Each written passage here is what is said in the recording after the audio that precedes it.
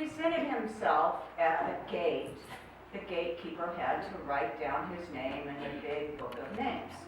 Well, this littlest angel was not quite sure why he was there, and so he was sniffling and crying as little boys sometimes do.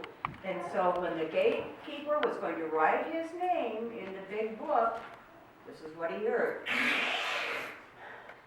Well, needless to say, the gatekeeper had never heard anybody crying and snurfling like that, so he blotted the page. First time in the history of the heavens. So this littlest angel anyway was accepted into heaven, but heaven was never quite the same after that. He would whistle tunelessly, very loudly, and so the silence of the heavens was ruined. The littlest angel was also kind of bored, and so he swang on the pearly gates, not once, not twice, but 3 times, and he got in trouble for that.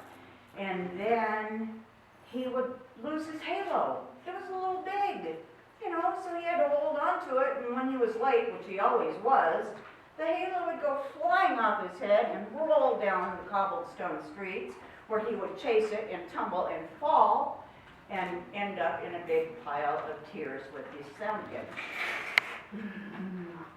So all throughout heaven, they knew the littlest angel. Finally, with his swinging on the gate, and his snurfling, and his running, he got called in for discipline. Unfortunately, the first angel he had to see was the understanding angel. The understanding angel gathered the littlest angel on his lap and said, "What's wrong?" And the littlest angel, like that, said, "I'm lonesome. I miss Earth. There were streams and fish and the blue sky, and didn't God make all of that?" And the understanding angel said, "Well, yes, as he remembered his time as a boy back on Earth." And so he said, "Well, is there anything that would make you happy?" And the littlest angel said, "Under my box is a bed. Under my bed is a box." That's me. And so the understanding angel went down and got the box that was under the bed of the little boy. The little boy was very proud of this box. He made it himself. Well, it wasn't quite square, and the lid didn't fit quite right on it, but it was his. And he filled it with all sorts of treasures. The leash from his dog.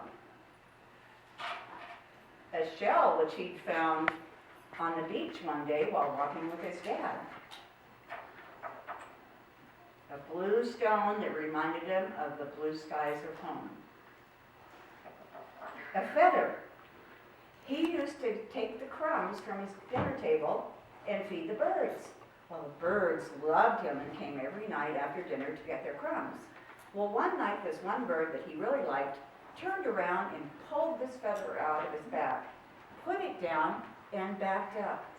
Well, everything in this box had a story and a meaning for the littlest angel, especially the butterfly wing that he saw on the ground and captured and put in his special box. So all of these were treasures for the littlest angel. Well, all the other angels, as soon as the littlest angel got this, noticed, what great behavior. He didn't whistle anymore, he didn't run anymore, and he didn't swing on the pearly gates anymore.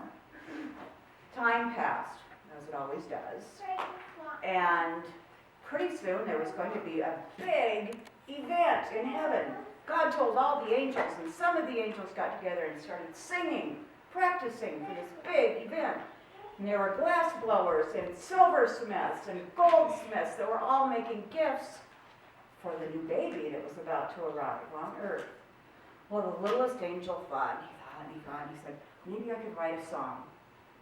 Nope, I can't read. I'm too little for that.